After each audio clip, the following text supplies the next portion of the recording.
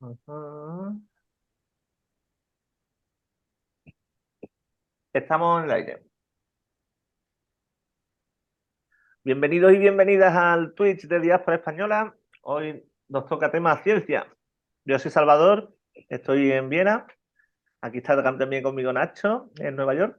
Dinos Muy algo, Nacho. buenas, o aquí estamos. Y ahora nuestra invitada. Pues bienvenida, Diana. Eh, Diana, Cuéntanos, que estoy en París, estoy en Colombia, en Bogotá. bienvenida. Diana Ruiz, científica franco-colombiana y activista medioambiental. Eres oceanógrafa Sí, y soy llevas... oceanógrafa. Cuéntanos sobre ti. Sí, soy oceanógrafa, climatóloga y medio ambiente. Y Soy profesora en la Universidad Sorbonne Université en París, investigadora, y desde el año pasado fui nombrada presidenta del proyecto INVER, que quiere decir Integrated Marine Biosphere and Ecosystem Research, que es el proyecto más grande en el mundo, que cubre más de 5.200 científicos y más de 120 países, que se ocupa de todo lo que es ciencias del mar y biosfera en relación con las poblaciones locales, con las comunidades. pues yo soy también científico marino y también hice mi máster en tema de gestión integrada de zonas costeras en la Universidad de Cádiz. Cuando he visto tu perfil me ha resultado muy interesante. Hoy tenemos también un tema que es que queremos hablar tanto de la ciencia como del activismo. Queremos hablar de la implicación en los problemas de las sociedades y la verdad es que es un lujo contar contigo porque lo que nos comenta el compañero Miguel Ángel, que se ha conectado ahora desde París también, Miguel Ángel Ferri, que te damos la bienvenida, que estás también muy comprometida con la conservación de los recursos naturales, especialmente el tema costero en Colombia. Eh, no sé si nos puedes contar cuál ha sido tu experiencia eh, en ese cruce que hay entre la ciencia y la sociedad y la política. Bueno, yo lo único que hago es ciencia. Entonces, con la sociedad y con lo político, lo único que hago es ciencia. Porque yo pienso que para ser creíbles, los científicos debemos hacer lo que sabemos hacer, que es ciencia. Pero resulta que yo descubrí, y gracias a los pescadores acá de la región del Caribe colombiano, que yo venía siempre a pasar vacaciones en un pueblito que no existe más en el resto del mundo y sobre todo no existe en Europa, absolutamente intacto, con una vegetación sin, con carreteras que no son pavimentadas, donde no hay bancos, donde no hay nada de Occidente, y yo siempre vengo a pasar vacaciones allí, a orillas del Mar Caribe. Y un día llegué y me dijeron, usted es oceanógrafa, usted nos tiene que ayudar. Y yo les dije, pero es que yo trabajo en ciencia pura, en ciencia fundamental. Yo trabajo en las relaciones entre el océano y el clima y el origen de la vida en el océano. Yo no puedo ayudarles a ustedes porque yo no sé nada de pesca, no sé nada. No, no, no, usted nos puede ayudar, y ellos me convencieron.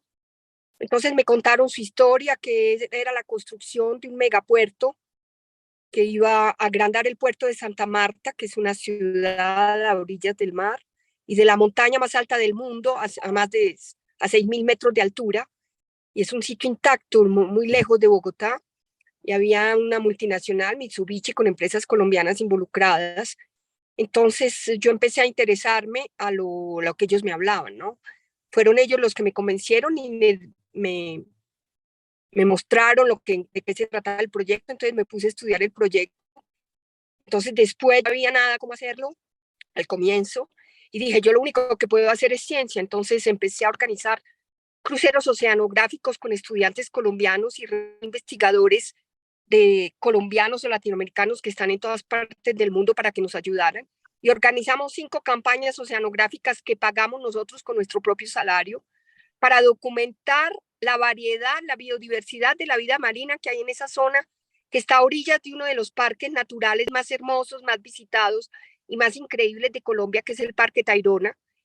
y ellos querían, uno de los argumentos que tenían para construir el megapuertos es que, claro, es una zona del océano colombiano, la única del Caribe en aguas profundas, y así les economizaba de no tener que dragar para sacar arena y hacer un puerto de aguas profundas sin tener que gastar mucho dinero.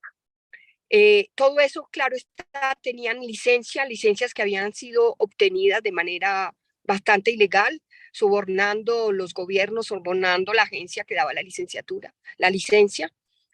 Y bueno, yo contacté a los abogados más famosos de Colombia, los medioambientalistas, y los uní a la causa, y juntos, ninguno, sin recibir ningún salario, a puro pelo, no sé cómo dicen los españoles, armamos la defensa. Es la primera vez que yo trabajaba y yo escribí con argumentos científicos las razones por las cuales iban a cometer un delito a nivel nacional e internacional, ya que esas aguas son protegidas por muchos acuerdos de biodiversidad, no solamente nacionales, internacionales.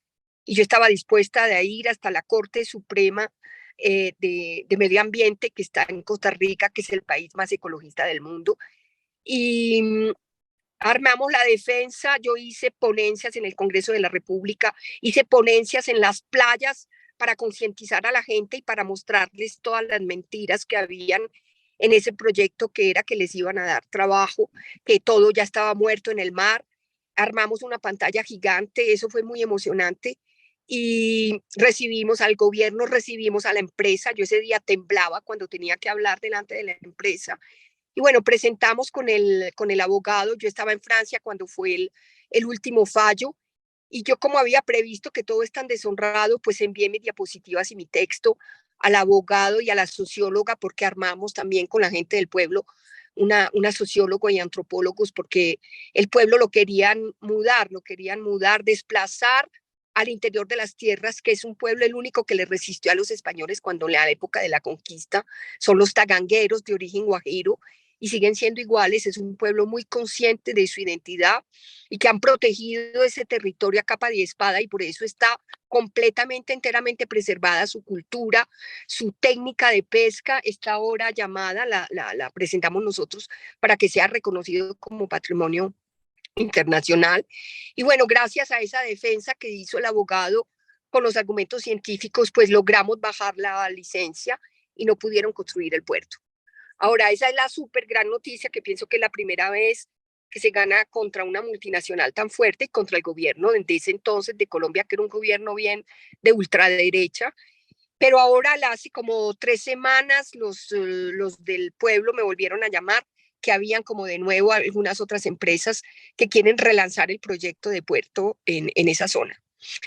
Entonces, como yo di muchas conferencias, hablé en la radio, en la televisión acá en Colombia, después hubo el mismo lanzamiento con un puerto similar en una zona intacta, porque esas dos zonas son intactas, con indígenas, diferentes tribus que viven a lo largo, que no hay carreteras, no hay absolutamente nada en la zona del Pacífico, que es el puerto de Tribugá.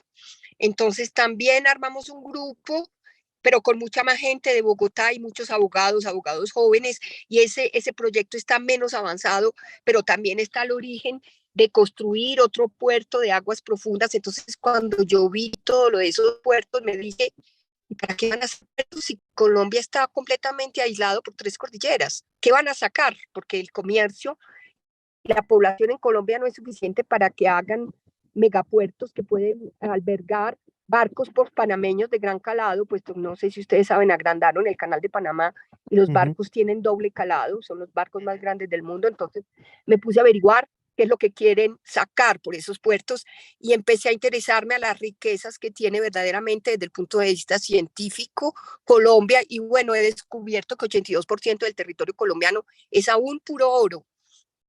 He realizado cartas, que fue la última conferencia que di, donde mostré las riquezas y los proyectos de carreteras que, como en la época de la conquista, quieren construir, que son carreteras que van de la mina al puerto, sin ningún desarrollo para el país, ya que no existe ya, por ejemplo, en la zona del Cerrejón, que es el puerto del Caribe, por donde sacan el carbono, las minas de Cerrejón a cielo abierto, que son explotadas por Canadá, por Australia y por África del Sur y también por franceses, sacan directamente el carbón con un ferrocarril que va de la mina a ese puerto y han contaminado. A la ponencia que hicimos invitamos a una asociación de pulmones negros porque toda la gente tiene cáncer de pulmón y es una ruta, hacen un ferrocarril pero que solamente le sirve a la mina.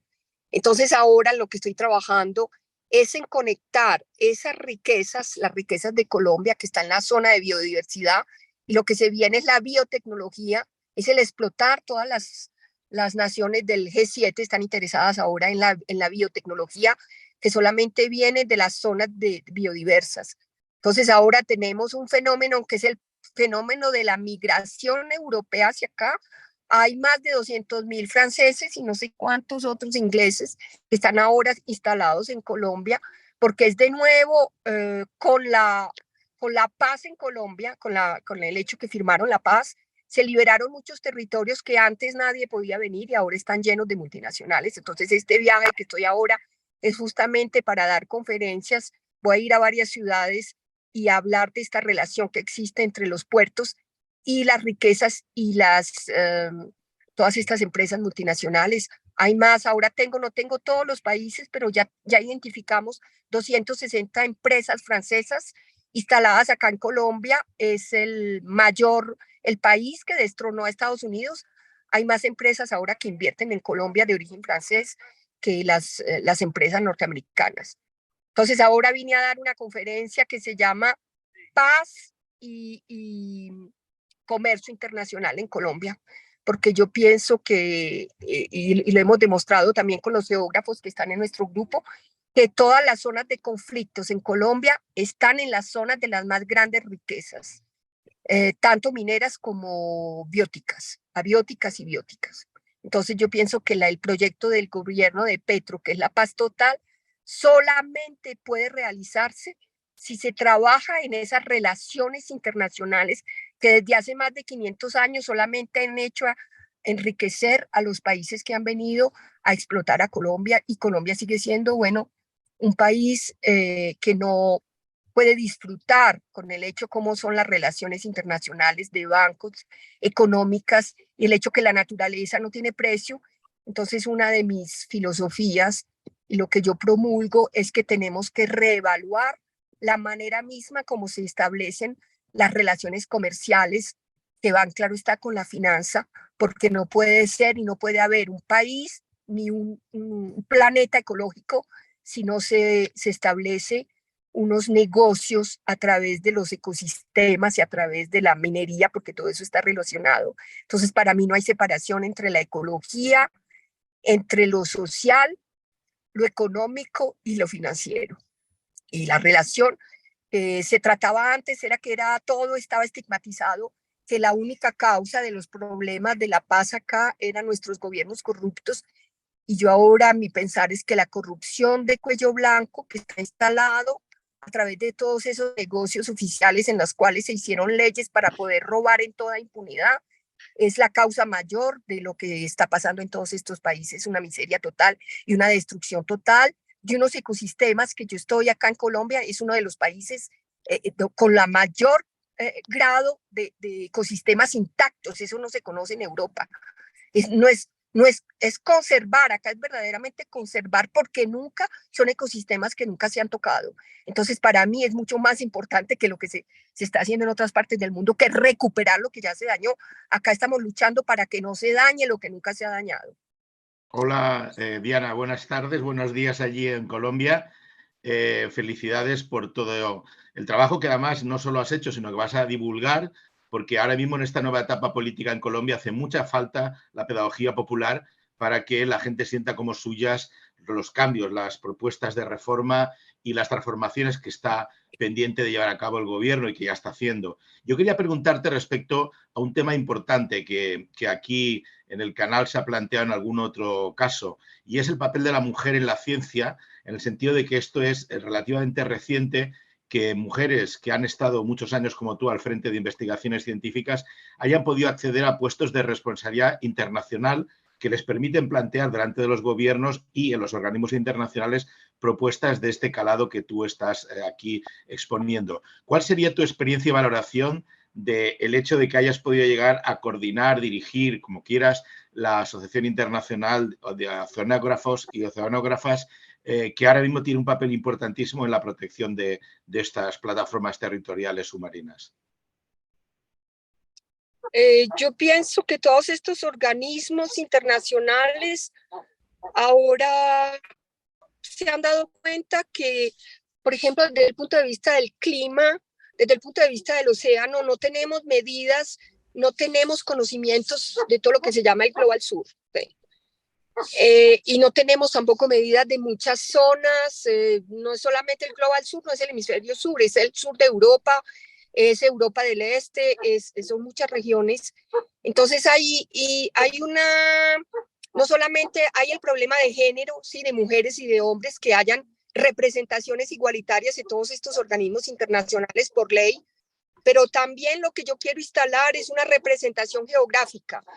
Yo pienso que uno de los problemas graves es que todas las decisiones, lo que se llama la gobernanza, en francés, no sé cómo se dice en español, si es la gobernanza igual, de todas las gobernanza. La gobernanza siempre se toma en los países dominantes. Entonces yo pienso que el cambio que tiene que haber es lo del patriarcado, o sea, el sexo dominante.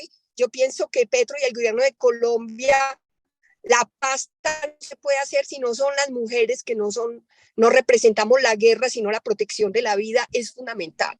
Entonces es fundamental que en las tomas de decisiones a nivel científico también se tenga una representación de la mujer, porque la mujer es la protección de la vida y no puede haber paz, y no puede haber paz total si las mujeres no nos ocupamos de llevar y de emprender este camino de la toma de decisiones también para la ciencia. Porque yo digo que la ciencia, y la ciencia fundamental que yo trato de hacer, es la que nos da conciencia. En la palabra conciencia y la palabra ciencia, y no la ciencia que todo este sistema capitalista ha divulgado, que es una tecnociencia, ¿no?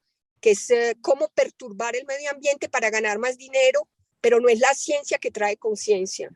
Entonces yo pienso que quizás algunas de nosotras, de las pocas mujeres, porque no somos muchas, desgraciadamente, casi por ley están obligados ahora. Yo pienso que fue así que me nombraron a mí, pero también por las ideas, porque yo lo que presenté es verdaderamente un cambio total de la manera de gestionar los proyectos científicos, porque la ciencia está dirigida de la misma manera que el resto. Entonces, no hay dinero para que la ciencia se pueda hacer en estos países, no hay dinero para una ciencia fundamental. Ahora estamos en una ciencia puramente destinada a producir dinero y no a producir conocimiento, y es el conocimiento el que necesitamos también para evaluar los valores, retomar lo que yo llamo los valores de los ecosistemas y no los precios de los ecosistemas. El valor de un ecosistema es como el valor de los seres humanos también. Se valora un ser humano solamente en proporción del dinero que da, que produce, y no verdaderamente en la contribución que cada ser humano, como cada ser vivo, puede dar. Entonces yo pienso que los científicos y las mujeres científicas tenemos un papel muy importante, pero la vida mía no es fácil.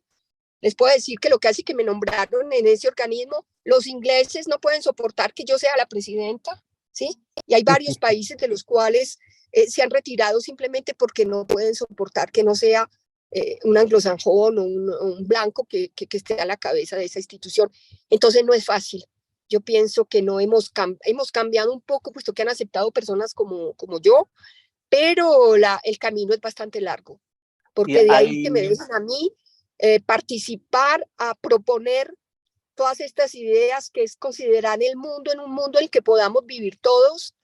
Eso es mucho más difícil, y sobre todo que es la supremacia. Yo estoy con esa idea de la supremacia blanca, todavía estamos en esa idea, y en el que va con el patriarcado. Entonces es muy difícil. No crean que es fácil, para mí es bastante difícil. ¿Y hay en tu experiencia alguna colaboración entre países de habla española? ¿Se está dando algún tipo de progreso en que México, Argentina, Colombia, incluso la gente de habla española de Estados Unidos, se está creando alguna comunidad en el mundo de la ciencia, en tu experiencia, bueno, que se contraponga a este mundo anglosajón dominante? Bueno, yo pienso que lo que hay que hacer en lo de los puertos, ya empezamos, porque es que el problema de los puertos no es un puerto colombiano. Yo lo estuve mirando, el problema de los puertos es que quieren de nuevo venir por toda América Latina, porque es que todos los recursos naturales que se necesitan para lo que llaman en Colombia, en Europa, la transición ecológica, están acá. Entonces, yo quiero citar al presidente del Gabón que dijo hace poco eso, sí, que le dijo a Macron que desde hace más de varios cientos de años la forma de comercio que se ha hecho no ha hecho sino enriquecer a Europa. Entonces, yo pienso que a América Latina los científicos empezamos a unirnos, la ciencia es internacional y claro que es mucho más fácil que hablamos español y se están montando revistas porque yo pienso que la única solución del mundo es la diversidad y la diversidad es lo contrario de lo que estamos viviendo ahora, que es una sola mentalidad, un solo sistema económico, un solo sistema cultural. Eso va en contra de todo. Entonces, la diversidad es también que nosotros, todos los grupos de países que hablemos español, tomemos un puesto importante en la ciencia y en todas las tomas de decisiones. Yo pienso que si no, eso, mantener esa uniformidad a la cual vamos con este sistema únicamente anglosajón, yo hasta propuse que tenemos, yo ahora lo que vamos a hacer acá los vamos a publicar en varios idiomas.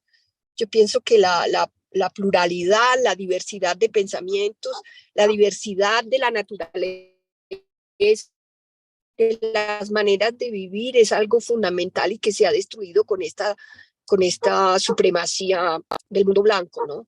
Entonces, es hacia allá que yo voy, pero... En las periferias, digamos, el caso, la experiencia mía en Andalucía, que es el sur de España, que es, digamos, periferia de Europa, también la política de puertos es depredadora. Aquí, Ferris, también tú eres de Valencia. Digamos, Lo mismo. Los puertos son de una, no sé cómo decirlo, expansividad cancerígena. Como no pueden parar de crecer y sin mirar el destrozo ambiental que realizan. La ciudad de Málaga, yo soy originario de la ciudad de Málaga, que es la más grande de Andalucía en la costa, pues destrozó en los 90 sus playas a levante y a poniente del puerto. Hubo una evaluación de impacto ambiental que lo decía que se iba a destruir las playas tanto a un lado como a otro. Aún así, van para adelante, los procedimientos de prevención ambiental no se respetan, cada vez se diluyen más. Y como comunidades, también en el centro, también estamos dañándonos a nuestro bienestar. Porque yo la ciudad de Málaga la conocí pues con un caladero pesquero, con una cultura marinera, y la ciudad de Málaga, digamos, ha perdido su alma y está en camino acelerado a zombificarse mucho más. Y son procesos que a lo mejor han pasado 50 años antes en el sur de Europa, y a lo mejor 100 años antes en el centro de Europa, pero que estamos llevando esa destrucción al resto de lugares. Entonces, ¿se ve alguna manera, digamos, de reconducir esto y hacer unir las luchas? Porque, digamos, en el centro, en ese centro periferia, en los centros también hay resistencia, pero no nos conectamos tampoco, no nos terminamos de conectar. Pero eso es lo que hay que hacer, hay que unirnos, todos nos tenemos que unir porque nosotros somos mayoría, entonces nos tenemos que unir. Pero yo no me puedo quedar más porque tengo que dar otra conferencia acá y tengo que hacer una ruta, sí. Entonces los tengo que dejar, pero hasta una próxima. Muy bien, Diana, te agradecemos muchísimo, de verdad, ha sido un buen inicio del programa. Ahora ya nos has canalizado los temas importantes que podamos abordar. Gracias y que vaya bien tu gira científica por el país, que buena falta le hace. Un lujazo tenerte, y ánimo Santa Marta y ánimo el Pacífico colombiano y salvemos lo que cae. Bueno, chao. Chao. Hasta luego. Bueno, pues con este principio de ejemplo práctico de científica y de compromiso con los retos de las sociedades, pues yo voy a hacer una introducción al respecto de figuras históricas que me resultan llamativas en el tema del activismo y la ciencia. Sí, y luego, a ver, yo luego también por mi parte tengo otro punto de vista sobre lo mismo, pero vamos también a hablar un poco del activismo en la ciencia, que el problema de fondo, al fin y al cabo, ya le doy paso aquí a Salva, es el hecho de si los científicos tenemos que hacer activismo o no. Entonces, bueno, ahí ya lo iremos respondiendo a lo largo de este pequeño debate. Miguel Ángel se ha ocultado y no debería ocultarse el perro, ya que ha salido su cara, debería estar aquí participando aquí con nosotros.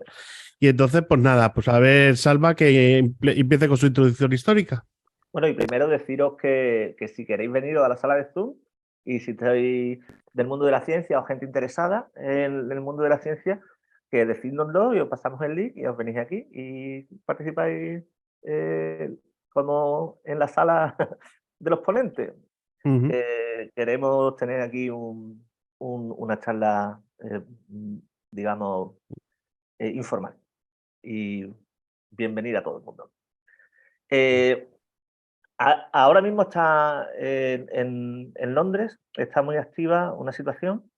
Se ha producido una sentencia de un tribunal de Londres que condena a 3 años a activistas científicos por cortar un puente. La cuestión climática, hay un movimiento muy activo, los Fridays for Future, Extinction Rebellion, y se ha producido una rama que son Scientist Rebellion, que somos científicos y científicas que estamos alzando la voz al respecto de la trayectoria de ecocidio, de que estamos matándonos como humanidad. Y este compromiso personal de algunas personas pues está llevando a una represión de las llamadas democracias burguesas que está siendo bastante dura. En España, en el Congreso de los Diputados y las Diputadas, hubo también una acción de lanzar un líquido rojo simbolizador de la sangre a la fachada del Congreso y se les aplicó a estos científicos y científicas, se les aplicó la ley antiterrorista. Y era un líquido lavable que no se produjo ningún daño. La cuestión del compromiso social y del activismo tiene también un reverso, porque los científicos y científicas somos parte de la sociedad, entonces tenemos distintas sensibilidades y somos una representación también de distintos sectores de la sociedad. Entonces, a lo largo de la historia ha habido ejemplos que yo quiero traer 3 y que son, digamos, que van en todas direcciones. El primero que traigo es Évariste Galois. Era un matemático que murió muy joven, murió a los 28 en un duelo, en un duelo por un tema de faldas. Y su vida me parece muy fascinante porque en su corta vida revolucionó campos de la álgebra y de las matemáticas. Y os invito a que hagáis un recorrido en la Wikipedia, os pongo en el chat el nombre del colegón. Estuvo pues en los finales del siglo, su padre había sido alcalde del partido de Napoleón y pues el tío pues se veía atrapado en la dinámica de su época, que yo creo que es una constante también. Otra figura que me ha llamado la atención es Ronald Fisher, que fue uno de los fundadores de la bioestadística. Y este hombre también en esa época, en la Europa victoriana, pues este hombre no solo desarrolló toda la estadística moderna aplicada a la biología, hizo el análisis de balanza, hizo grandes contribuciones que son el fundamento de la biología de poblaciones, uno de los fundamentos, sino que además pues estaba muy comprometido con lo que se llama la eugenesia. Y la eugenesia era la creencia de que las razas, digamos, tenían distintas calidades y que había gente que era de un valor mayor y que esa gente había que favorecer que fuera quienes se reprodujeran, fueran la gente que tenía un valor mayor. No me lo digas. Las que tenían el balón mayor eran los anglosajones, ¿no? Los blancos, claro, blanquitos, claro. Y todo esto, digamos, pavimentó toda la tragedia que desembocó pues, en el nazismo de Hitler. Pero esto Sí, era es uno de 50 años antes. sus, Esto era es uno 50 años de sus antes. fuentes, sí. Sí. Y entonces el activismo, que lo ponemos sobre la mesa aquí, la ciencia y el activismo no necesariamente tiene que ser un activismo en una dirección bien encaminada. Hay activismos desde la ciencia, también digamos que luego cada uno podemos pensar, pero ahora visto desde detrás, pues el activismo de las sociedades eugenésicas y que esto era un gran movimiento a finales del siglo XIX, ahora mismo nos resulta abominable. Entonces, ese elemento también lo quería poner. Y la tercera persona que me vino a la mente, a ver si la encuentro, no sé si era la Miguel bióloga. Servet lo tienes puesto. Ah, el Miguel Servet, sí, me lo comentó un compañero por Facebook. Pues este todavía más antiguo, en el siglo XVI. El tipo era mayormente teólogo, nació en Aragón, en Huesca, en un pueblo de Huesca, y luego estuvo recorriendo por distintos estados de Europa y hizo la descripción de la circulación pulmonar en el siglo XVI. Y paralelamente a sus estudios de anatomía y de naturaleza, pues también, digamos, desenmascaró la Santísima Trinidad. La Santísima Trinidad era mentira. Total, que le llevó a que lo quemaran los calvinistas, y las calvinistas le quemaron en Suiza. O sea Yo creo que que este ejemplo yo creo que lo tienes cogido un poco con alfileres, ¿eh? Yo no llamaría activismo tal y como lo conocemos hoy en día, pero bueno, vale. Lo metemos como por damnificado por la ciencia. Yo quería daros otro ejemplo de humanista, de científico humanista en el siglo XV-XVI, casi a finales del XV, en 1490 y pico, y es el humanista valenciano, que es más conocido, ¿no?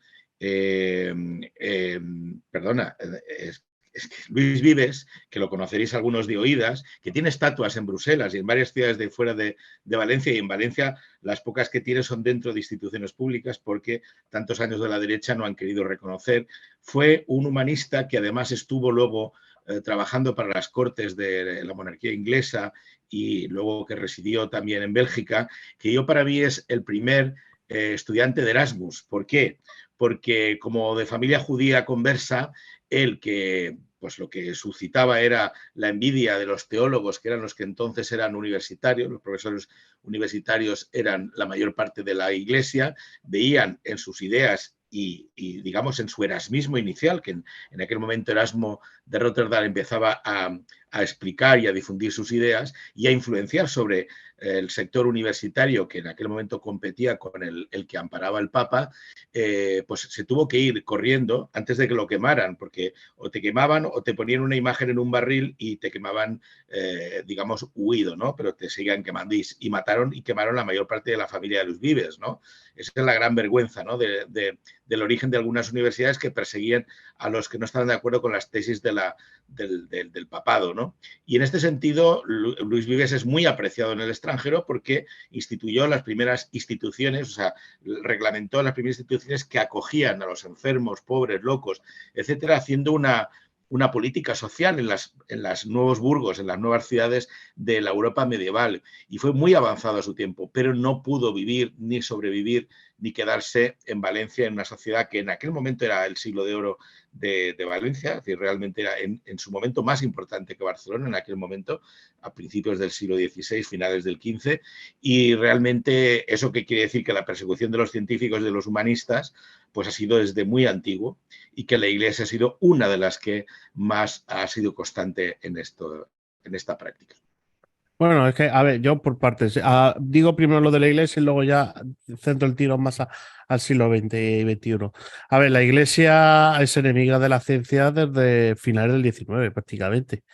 ¿Por qué? Porque ambas disciplinas, tanto religión como ciencia, se tratan de ocupar de lo mismo, que es explicar el funcionamiento del universo desde términos absolutos. Entonces, como hay, digamos, la religión o las religiones tienen las de perder, pues siempre declaran sus enemigos la ciencia. No solo la religión católica, que es la que conocemos nosotros, sino también, si a poco que se observe, los países fundamentalistas de tipo islámico también tienen declarado como enemigo acérrimo el tema de la ciencia. Entonces, bueno, por eso hay ese conflicto ciencia y religión que vamos arrastrando desde finales del siglo XIX, más de, digamos, manera más intensa. Y bueno, eso es algo que podremos debatir en algún otro tipo de programa, el tema de Cobalte, ese gran debate entre ciencia y religión. Y luego ya en el siglo XX-XXI empiezan a haber iniciativas de científicos que se implican en temas políticos, y aquí viene un poco la gran pregunta de si los científicos tenemos que implicarnos en temas políticos. Es un tema que a veces yo en debates la solución que se observa es una tendente a no, porque nosotros nos dedicamos a los datos y luego las decisiones las tienen que tomar otros. Y otra tendencia es a no. A ver, nosotros somos individuos también activos políticamente y tenemos que participar en el tema del debate político. Y no podemos dejar que se utilice, se tergiverse los datos que sacamos de los laboratorios y las historias para según qué intereses ideológicos o políticos. En ese sentido, los científicos ambientales, como están siempre más íntimamente conectados con el tema de decisiones políticas, porque tiene un efecto inmediato el tema de impacto ambiental o el tema de ciertas políticas que pueden afectar al clima, son los que, digamos, más activamente han dado el paso adelante y hacer este activismo como hemos comentado anteriormente. Y queda pues un poco el resto, que yo, por ejemplo, no tengo nada que ver con el ambientalismo en mi trabajo, si debo dar el paso adelante en el tema del activismo político o no. Como estamos donde estamos, que es aquí en Diáspora Española, pues a mí, en mi caso, la respuesta sería afirmativa, y desde, digamos, prácticamente desde el 15M sí que he dado ese paso adelante de intentar que desde el punto de vista científico se tome una participación mayor en el toma de decisiones políticas, porque ¿qué es lo que se observa? Lo que he observado yo desde mi punto de vista es que sí, a la ciencia se le respeta mucho porque tenemos algo muy a favor, que es el tema de que debido al método científico y todos estos protocolos que utilizamos, y luego a la hora de utilizar el consenso dentro de la comunidad científica para este desarrollo de teorías y leyes que mueven, con las que creemos que se mueve la naturaleza, sí que se logra que más o menos al 100% del consenso que se obtiene, más o menos sea la realidad o lo más próximo a la realidad en cierta manera. Habrá gente que discuta que eso no es así. Y entonces eso hace que, a ver, si los científicos dicen es que no, los políticos por mucho que intentan es que no. Entonces en ese sentido se respeta, pero lo que yo también observo es que muchas veces estas instancias políticas o político-económicas, porque tiene que haber aquí mucho que ver el mundo de la empresa, a veces no se escucha. Entonces, como no se escucha, no se ve, no se oye, no se... Pues entonces, bueno, no le prestamos atención, y entonces como no le prestamos atención, nosotros vamos a lo nuestro. Y hay incluso escuelas económicas enteras que van por ese camino. O sea, no escuchemos lo que dice la ciencia porque es que me estropea mi teoría. Y entonces, bueno, pues esa es la situación que vemos, y entonces en ese sentido yo creo que cada vez más la ciencia debemos tener que ver más íntimamente en el tema de acción política y sobre todo relación social, como esto que nos ha explicado aquí la compañera antes, el hecho de que los científicos sí que podemos aportar a un problema social mucho. Lo único es no darle la espalda a esto y estar implicado con ellos, y eso no corta con nuestra objetividad a la hora de tratar en nuestros campos en el laboratorio. Ese es mi comentario. Yo quería destacar un poco la personalidad de Diana y la opción que ha tenido. Ella no ha hecho acciones de protesta simbólicas, ella lo que ha hecho es directamente organizar a los pescadores, llamar a los ministros del gobierno, hacer una asamblea de centenares de personas de los poblados afectados, explicar los riesgos de construir el megapuerto, dar la cara, estar en las listas de los paramilitares de la extrema derecha como amenazada de muerte, volver a Francia, recoger recursos, financiar con sus propios fondos y los de compañeros y compañeras científicos proyectos con gente también voluntaria en América Latina, y luego hacer una propuesta para la creación de un ministerio de las aguas, un ministerio del mar y los ríos, porque Colombia es una potencia y de ecosistemas, tanto fluviales como marítimos, y por lo tanto el ejemplo de ella no ha sido recurrir a acciones simbólicas, pues como las que están pasando con los movimientos de Extinction Rebellion o Scientific Extinction. Es decir, creo que ella ha optado por una, digamos, una magnitud mayor, es decir, tener todos los conocimientos e implicarse al máximo, incluso arriesgando su vida. Yo creo que en estos momentos la ciencia, ante la deriva del mundo, ante el hecho de que tanto las compañías multinacionales que emplean a los científicos como los gobiernos están en una deriva muy peligrosa hacia un colapso, es decir, no tienen la conciencia del límite, que existe un negacionismo que ha aumentado la cultura de la extrema derecha y que de alguna manera los gobiernos utilizan en función de sus intereses, incluso electoralmente. Yo creo que hace falta una llamada de atención, de alarma por parte de la gente que tiene conocimiento de la realidad y de la verdad y hacia dónde vamos. Y yo creo que en ese sentido, tanto el reloj ese de que predice el riesgo de catástrofe mundial, ¿no? Como otro tipo de observatorios y otro tipo de contribuciones de la gente desde la ciencia que está viendo cómo la trayectoria y un poco los pasos van hacia el abismo, yo creo que es más necesario que nunca. Y como siempre hay inquisiciones. Pero también diría que como con el periodismo, que es muy difícil ser neutral, y lo que suele pasar es que se aplica la autocensura cuando sabes que no tienes posibilidades de trabajar al margen de los medios de comunicación en los que estás ya trabajando. Entonces ahí yo creo que hay también mucha sujeción de los científicos y las científicas a quienes les mantienen en sus trabajos, sus investigaciones, y ese es un problema, y es la supeditación a los intereses privados y económicos de la ciencia, como lo ha sido también el periodismo a las élites que los han necesitado para poder, digamos, confundir a la opinión pública y sacar ventaja de la falsa información, ¿no?, en la prensa. Yo tengo también una peli que vi de Egipto, del Egipto de los faraones, y ahí me llegó un clic en la cabeza, como que la casta sacerdotal creaba una lengua propia donde solo se entendían entre ellos, y con esto embuían al faraón de, no, es que el sol ha dicho que tú eres el faraón y que tu política es correcta y que los presagios son buenos. Entonces, esto hace 15.000 años.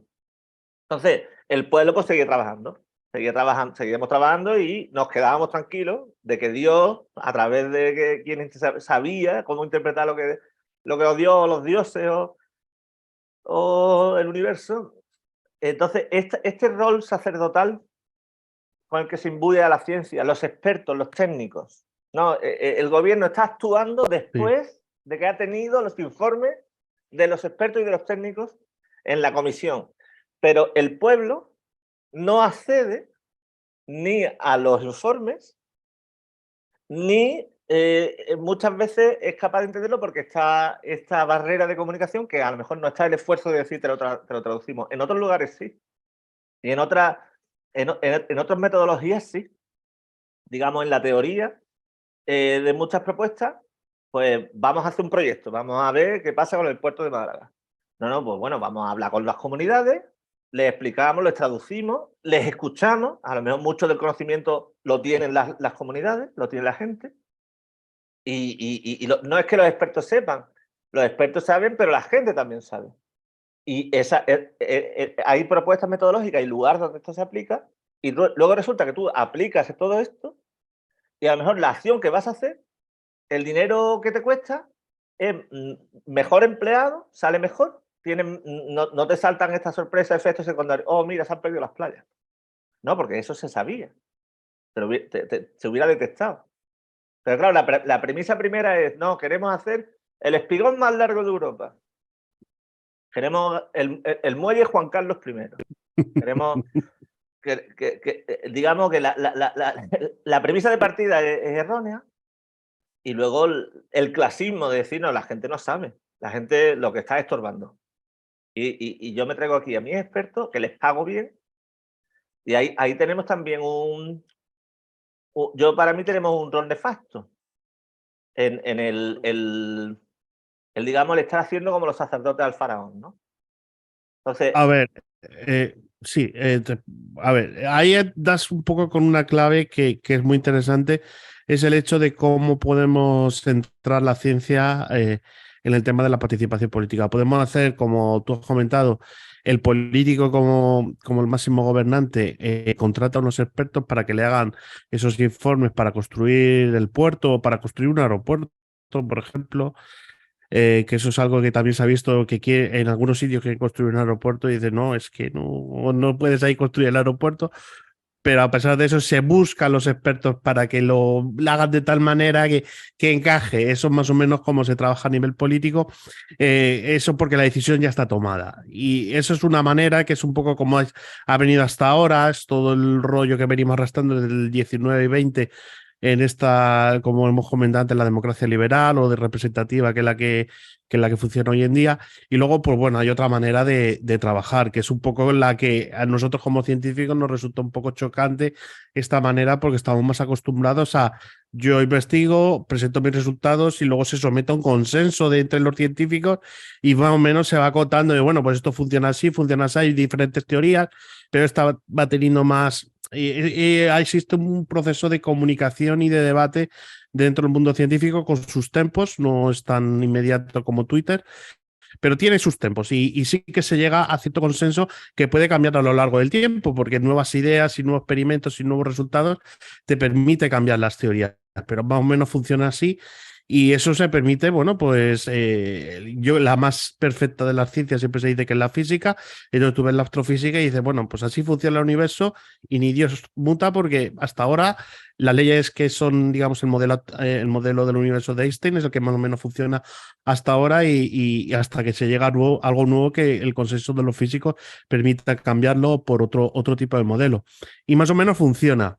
Entonces, ahora llegamos un poco al plano, ¿cómo podemos trasladar a eso un poco hoy el día? Pues, por ejemplo, yo te puedo hablar, como vengo de Estados Unidos, pues te voy a dar, por ejemplo, un ejemplo estadounidense. Esta misma cuestión que aquí compañero Salva ha realizado, ya la tuvo Alda, el actor Alan Alda, hace tiempo. Entonces él dijo, hay un problema de comunicación entre la ciencia y la sociedad. Y entonces, cuando hay un problema de comunicación de la ciencia y la sociedad, tenemos que crear nexos para acabar con ese problema de comunicación, para que, entre otras cosas, aquí lo estoy derivando por un tema político, pero también un tema de transmisión de conocimiento. Entonces, él tiene una escuela, él ha creado una fundación, que es la Fundación Alan Alda, para el tema de que los científicos aprendamos a comunicarnos a nivel de la calle, para que a la hora de este tipo de, por ejemplo, este tipo de problemas concretos, pues que no exista ese problema de falta de comunicación, porque es muy cierto que igual que nosotros los científicos necesitamos a la gente también necesita a los científicos. Y mientras no exista esa comunicación bilateral, pues ni la ciencia ni las propias sociedades van a avanzar. Que bueno, pues no únicamente es un tema de tecnociencia, que es lo que le gusta a cierta disciplina económica, que es que los científicos demos soluciones técnicas en forma de cacharros, sino que la ciencia es mucho más amplio que todo eso. Entonces, por ejemplo, el tema ambiental, dice, pues aquí no hagas el puerto porque no lo hagas porque hay un límite, pues hazle caso a lo que dicen los científicos y si no, trae resultados mejores que permita haber un debate con el caso de que a lo mejor los primeros se han equivocado o tenían una subestimación, a lo mejor la otra estimación es más correcta. Pero eso ya eso es hablar, yo creo, ya política con mayúsculas. Y yo creo que hay una lección en nuestra clase política y es una clase, hay que enseñarles, oye, necesitáis tener inputs o necesitáis tener entradas de información. Por una parte los científicos, que es lo que estamos debatiendo, pero también otras partes, otras sociedades. Y tener en cuenta que a veces con este juego podemos entrar en un terreno bastante resbaladizo que es el del lobismo. Sin querer podemos entrar en un tema del lobismo que el cual también los representantes políticos tienen que tener muy en cuenta porque a veces con toda tu mejor intención estás haciendo digamos, un mal activismo político. Eso también hay que tenerlo en cuenta.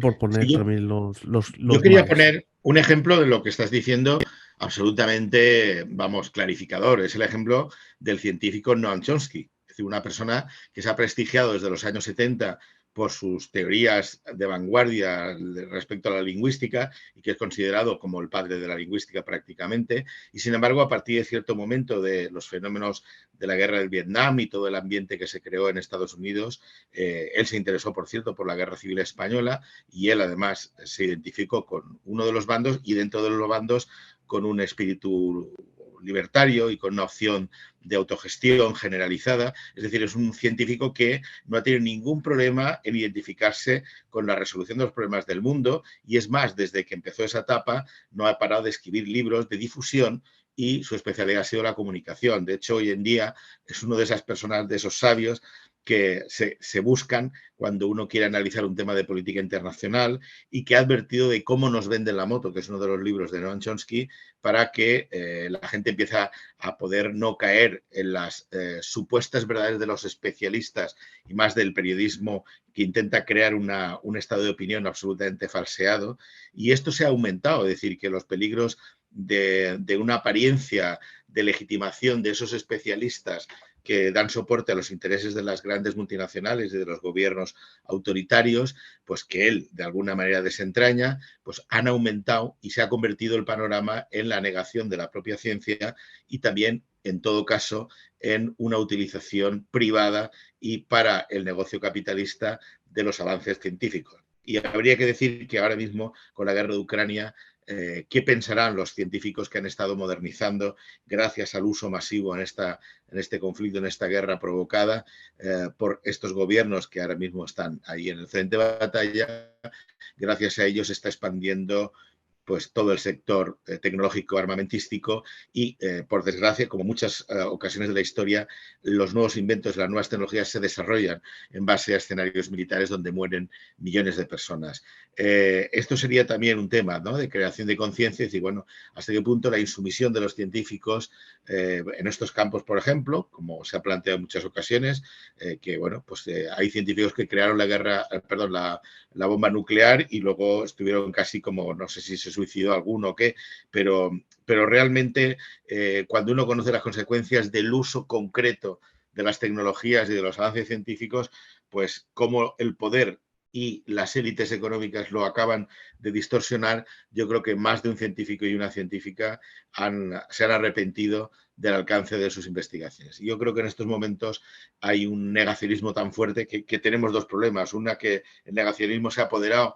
Por ejemplo, el otro día Ignacio Ramonet, en una charla en una casa de cultura allí en Madrid, expuso que en Estados Unidos el negacionismo es absoluto, es decir, hay no sé si un 40% de territorios donde en la escuela no se explica la teoría de la evolución en base a las investigaciones científicas, sino que se explica el creacionismo, que hay otro tanto por ciento que creen en la pedofilia de Biden y, bueno, todas las majaderías que difunden los grandes medios de comunicación han influenciado tanto en la sociedad. Es una sociedad que, aunque lo tiene todo y es una vanguardia tecnológica, es de las más desinformadas y analfabetas políticas de todo el mundo, ¿no? Entonces, bueno, ¿cuál es el límite de tener tantos medios científicos cuando no hay pedagogía que haga que sea una población ni más democrática, ni más equilibrada, ni más racional, ¿no? Yo creo que eso sería también una parte del fracaso de la ciencia en su parte pedagógica, en su parte de escolarización, en cambiar la mentalidad de la población. También está qué queremos decir cuando decimos ciencia, ¿no? Porque hay como dos sentidos. Uno es ciencias como ciencias naturales, puramente, y luego un sentido más amplio de ciencia como cualquier compendio de conocimiento. Entonces, esto incluiría a las ciencias sociales, a las humanidades, incluso también a las capacidades técnicas, pues muchas veces ciencias de la salud, ciencias de la información, a los oficios. Y yo creo que esa ambigüedad, digamos que conlleva tiene mucho más detrás por esto de lo sacerdotal. Yo creo que las ciencias naturales se endiosan, particularmente las físicas dentro de ellas, ¿no? Y no, a mí no me hables de temas cotidianos, yo estoy con lo importante, que es qué ocurrió al principio, qué es lo muy grande, qué es lo muy pequeño. dame miles de millones que voy a montar un acelerador que va a ver tú. No, lo cotidiano a mí no me hable de eso. Entonces, es problemático, digamos, ese separarse. Es problemático y es cómodo. Y esa sociedad de castas, de que tenemos una base iletrada y la gente que está arriba en la élite es la que sabe. Entonces, ahí hay un ideal emancipador de no, aquí sabemos todos y todas, decidimos todos y todas, y lo que yo no sepa, explícamelo, que yo te voy a entender. Y ese es un poco el ideal ilustrado. Si te fijas, herencia de la Ilustración, surgen también las sectas, entre comillas, las logias masónicas, que intentan ser como un grupo privilegiado, una élite que, como considera que hay una gran ignorancia en el pueblo en general, porque es verdad que entonces la educación pública no existía y no era generalizada, pues ellos un poco reunían a sectores profesionales y de humanidades que podían tener un conocimiento mayor del mundo y practicaban pues una especie de secta endogámica en la que incluso influenciaban en el poder. Luego el Opus Dei y otras sectas católicas que ya llevaban funcionando desde mucho antes, ¿no? Los jesuitas, los tal, los cual, digamos que competían con ellos, y por eso ha habido choques realmente y limpiezas de masones en algunos países, ¿no? Porque realmente la relación con el poder político siempre, pues, o eran los jesuitas, o eran los escolapios, o eran los masones. Por ejemplo, en mi ciudad, en Valencia, yo he sido profesor de Historia de la Educación, era curiosísimo cómo los sectores, entre comillas, escolásticos, jesuísticos y escolapios luchaban por el control de la universidad, pero a partir del control del acceso que era por los bachilleres. Y los bachilleres era una competencia que los jesuitas querían controlar y los escolapios también, y entonces resulta que luego los ateos y los erasmistas y la parte laica también veía con desconfianza a ambos sectores y pretendían un poco lo que pasó luego con la República, acabar de tener un modelo de educación universitaria que no necesitara recurrir a la creencia, ¿no? Pero yo creo que en relación al poder siempre se forman grupos que pretenden tener la verdad y tienen su gente con alto nivel científico, pero que luego, en función de que sus teorías traicionan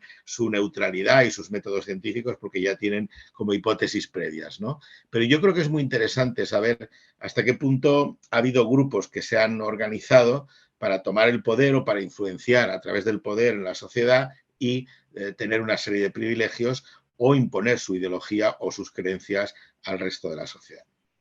Y Bueno, también, es que eso vemos un poco la historia de la educación, como tú comentas, en el último siglo, y más concretamente en España, un poco cómo ha habido el tema de las purgas tras la guerra civil, como la Iglesia Católica dijo, esto es mío, y entonces puso sus piezas, y en parte, yo creo, y eso es una de mis axiomas, es que parte del problema de la Universidad Española es que desde ya una vez traída la democracia y con esa ley del 86 no se ha avanzado mucho más. O sea, estamos ahí en ese problema porque se siguen heredando muchos modos de, digamos, de esa ruptura que supuso la guerra civil y la dictadura. Pero bueno, luego, por otra parte, de negacionismo podría hablar bastante porque yo llevo desde hace ya varios años haciendo divulgación. Entonces, por ejemplo, con el tema del COVID, yo sufrí ataque por parte de negacionistas por el tema de intentar divulgar el tema del COVID, que lo hice en varios espacios de Twitch y de podcast, y entonces pues sí que recibí cierto ataque por intentar divulgar y me dijo, no, estás mintiendo, pues no sé, hay foto del virus. Yo sé, pues mira, aquí está la foto del virus, tomada con una fotografía de microscopía electrónica que se puede ver las partículas de virus del COVID saliendo de una célula. Entonces, cosas como esas, pues bueno, pues sí que muchos tomamos el paso al frente de divulgar desde entonces. Sí que yo lo hago desde un punto de vista casi más humorístico que otra cosa, porque veo que entra mejor lo que quieres decir, de a ver, si hay que tener un espíritu crítico, el espíritu crítico se crea así, cuestionando, constatando, y entonces se hace mejor un poco desde mi podcast del tema de bunkeando, temas de misterio, que es lo que suelo hacer, aunque últimamente estoy cambiando un poco de orientación también. Y luego el tema de lo que decía Salva de los sumos sacerdotes. Lo de los sumos sacerdotes es parte que pueda que tenga razón, pero es que también hay que darse cuenta que la ciencia ha cambiado desde el siglo XIX, al ser una actividad que solo lo hacía aquel que se podía permitir tener un gabinete de laboratorio propio porque tenía muchísimo dinero por parte de su familia, a lo que nos encontramos hoy en día, que prácticamente la ciencia es algo que se dedica muchísima gente, que depende de un sueldo, que hay gente de clase media o media baja o incluso clase alta, alguno se dedicará, y que eso es el gran cambio que se produjo al término de la Segunda Guerra Mundial, que es el gran impulso que ha dado la ciencia y que nos ha dado un poco todo lo que tenemos hoy en día. Es cierto, y eso es algo que desde el punto de vista de los científicos tenemos que reflexionar hacia dónde queremos que vaya la ciencia. Ha habido una ciencia creada desde la Segunda Guerra Mundial, muy orientada al tema técnico de solucionar con patentes y aparatos problemas. Eso ha tenido sus efectos positivos, pero es cierto que hemos alejado el tiro de cosas como límites del crecimiento, que es lo que ahora mismo está hoy en día con el tema del cambio climático. Y eso es algo que no hay cachivache, aparato o invento que pueda solucionar la vida. Es tomar un poco el entorno en el que vivimos y el enfoque de la ciencia, que debe tomarlo desde otro punto de vista, que es el considerar que el planeta es finito, y entonces, bueno, pues ahí hay una escuela de científicos que está trabajando muy activamente con ello. Hay posiciones radicales unas más que otras. Yo las más extremas no las comparto, yo creo que erran el tiro ahí. Estoy más favorable a ciertas posiciones más moderadas, en el hecho de que sí que tenemos que tener un decrecimiento, pero no un decrecimiento tan extremo, de vuelta al campo como piden algunos. Y bueno, ahí está el debate, pero básicamente lo que podemos ver es que el mundo ha cambiado. El campo de la ciencia también ha cambiado, básicamente, sobre todo tras la revolución yo creo, de los 70, que es cuando ya se incorpora esa masiva gente de clases medias bajas, y entonces la ciencia hoy en día es muy, muy diferente a la que podía haber a principios del siglo XX. Y entonces, bueno, pues ahora estamos, yo creo, en otro proceso de revolución y transformación, que es el hecho, bueno, pues ahora ya que estamos todos y somos súper profesionales, pues ¿qué podemos hacer ahora ya con esto? Porque yo creo que sí que está claro que hay un problema en principio, la velocidad a la que funciona la ciencia vamos demasiado rápido, y en segundo lugar es la brecha de conocimiento entre los científicos y el resto de la sociedad, que tenemos que cubrir de alguna manera, y en eso es tema de divulgación. Precisamente sobre de eso va la participación pregunta que tenemos en el chat, que sería, ¿estamos suponiendo que el saber, la ciencia nos hace mejores? ¿No estamos continuando un aspecto del propio ilustrado, del proyecto ilustrado de emancipación, que ya ha resultado un fracaso?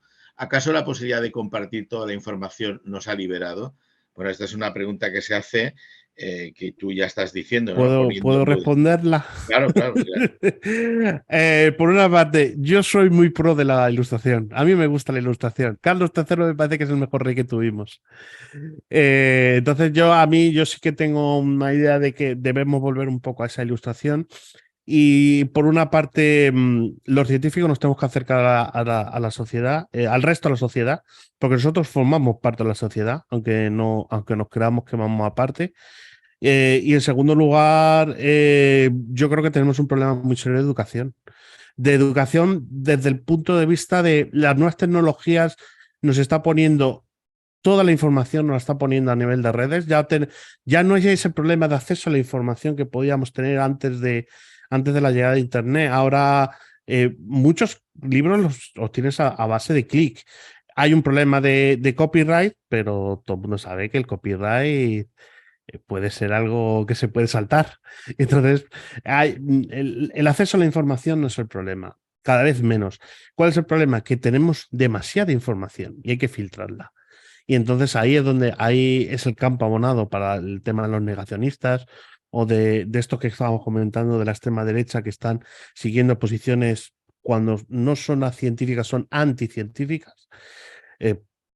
Tierra plana, chemtrails y todas estas cosas que son la gente muy... Hay un sector de la gente que va muy por allí y luego llega el tema del negacionismo climático, que no existe cambio climático, cosas así. ¿Por qué? Porque hay muchísima información y mucha desinformación es falsa y entonces hay gente que no es capaz de distinguir cuál es la buena información de la mala información. Eso es un problema de educación, eso no es un problema de científicos o no científicos, es un problema de que en las escuelas no estamos enseñando a la gente cómo filtrar información. Yo creo, aquí seguramente habrá respuesta del compañero que sabe más de educación. Yo creo que el problema es, seguimos con un anclaje de un modelo educativo en el que tienes que leer el libro, aprenderte la lección de memoria, cuando muchos de esos datos están en la Wikipedia. Bueno, yo ahí, como profesor de política educativa, claro que te puedo contestar. Yo creo que hay una simplificación de los problemas educativos y todo el mundo se permite poder vaticinar que la solución con la varita mágica es un pacto educativo entre la derecha y la izquierda que pueda... Una porra, ha habido 70 años de dominio absoluto de la derecha en educación y nos ha llevado a los bajos niveles que tiene la gente de cultura realmente en este país. O sea, ya no la generación de nuestros mayores que no tuvo acceso a una educación obligatoria y de calidad, sino que sigue habiendo una división de la enseñanza privada religiosa que influye mucho en las élites y de hecho hay partidos de la derecha y del centro, incluso del PSOE, que se han educado en esas mismas élites y tienden a reproducir la dominación de las élites. Por lo tanto, hay un problema de extensión de la educación pública y de sus formas y objetivos. Luego también, evidentemente, las metodologías pedagógicas han cambiado. Tengo que decir que he trabajado en Bruselas y he trabajado en París y la educación pública tiene recursos tecnológicos en España por encima de los que tiene la educación pública en países donde es el 85% de la educación, porque en España, por desgracia, estamos en un 60 y pico, depende de provincias, ¿no? y comunidades, pero realmente no es el problema de los recursos tecnológicos. España tiene acceso a muchas herramientas tecnológicas para trabajar en el aula. Hay un problema de formación del profesorado, de gente de mi generación para arriba o inmediatamente a la mía, que no tiene el mismo acceso y conocimiento y la misma formación que necesita ahora la enseñanza aplicando las inversiones en nuevas tecnologías educativas, ¿no? Ya no sé, o sea, es verdad que durante la transición se intentó hacer reformas educativas que introdujeran el espíritu crítico necesario para poder tener un planteamiento científico y para que entre esa búsqueda de la verdad, ¿no? como base. Y no se ha tenido ningún pensamiento crítico. ¿Por qué? Las mismas editoriales educativas, el 85% son editoriales de propiedad católica, de órdenes religiosas, que durante el franquismo fueron casi un oligopolio y, por lo tanto, esos libros no han destacado el pensamiento científico, tecnológico, ni han destacado la gente que era crítica con el poder ni con la religión, y se ha seguido construyendo un discurso y un relato histórico absolutamente parcial. De hecho, de la historia es ridículo lo que siguen contando los libros de texto cuando todo lo que se ha escondido en este país se sigue ignorando, ¿no? Entonces, hay tantas cosas que tienen que cambiar el sistema educativo, pero no hay fórmulas mágicas, ¿eh? Y en todo caso, el tema de, en vez de memorizar, yo recuerdo que en España se trabaja por objetivos, es decir, que ya hace muchos años, siguiendo recomendaciones de lo más avanzado, aparte de que profesores y profesoras utilizan metodologías muy avanzadas, pero ya como norma general, en vez de la enseñanza memorística, lo que se ha trabajado es el trabajo por objetivos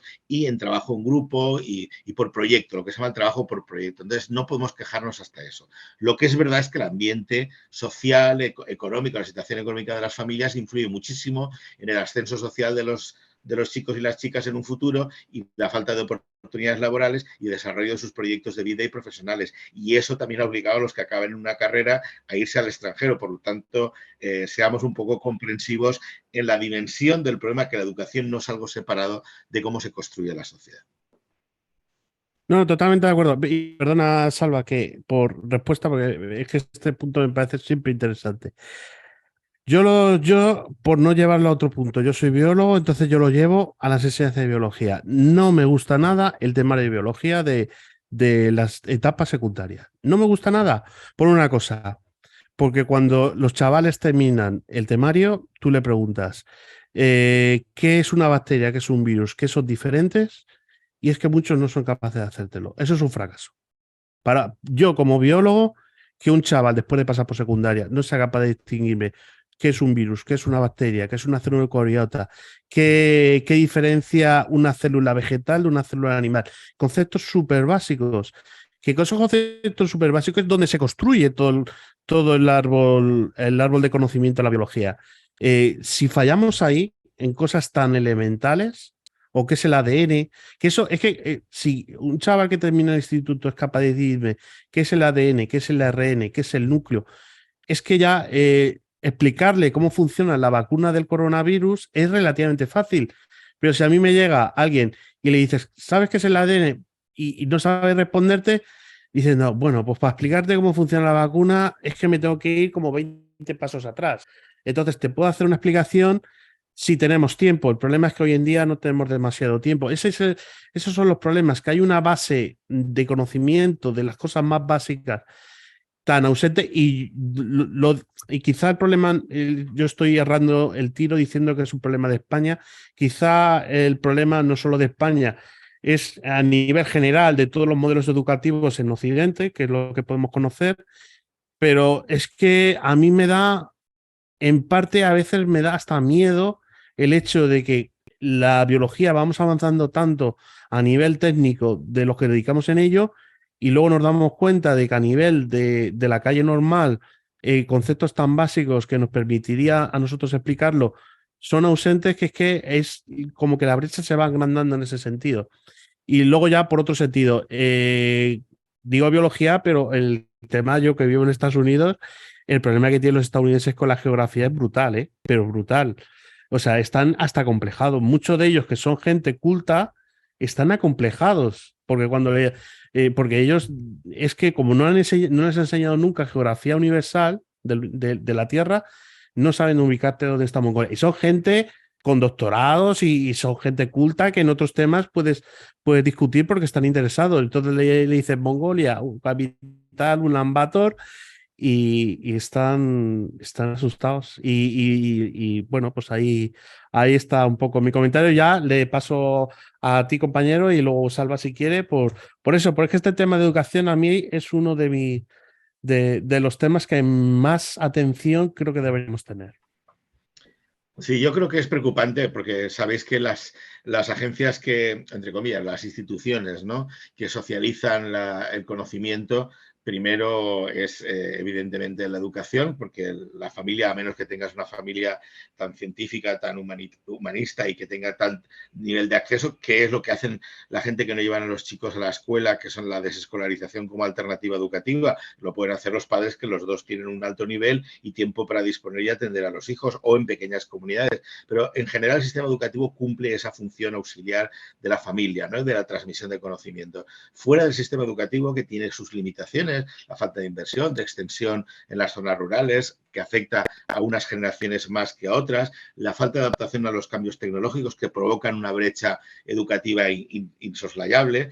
Y yo creo que también está el tema de la educación no formal. La educación no formal son todas las demás instituciones culturales, educativas, etcétera, que no funcionan dentro del sistema educativo formal regulado por títulos, por cursos, de alguna manera, ¿no? Y ahí están los medios de comunicación, que es la segunda agencia socializadora, que en algunos momentos, hablando de medios de comunicación, lo hablaremos también de las redes sociales, pueden acabar de distorsionar lo aprendido en la escuela, porque pueden tener incluso una escala de valores que se difunde, que penetra en la mente de adolescente todavía formándose y que llega a crear reacciones contrarias a muchos temas que acaban mal. Realmente esta sociedad tiene bastantes problemas de salud mental y muchos de ellos, que ya sabemos que las redes sociales generan el odio, la desconfianza, en fin, toda una serie de distorsiones de la realidad, pues en este momento no están contribuyendo en esa parte al pensamiento científico o tecnológico ni a restablecer la verdad.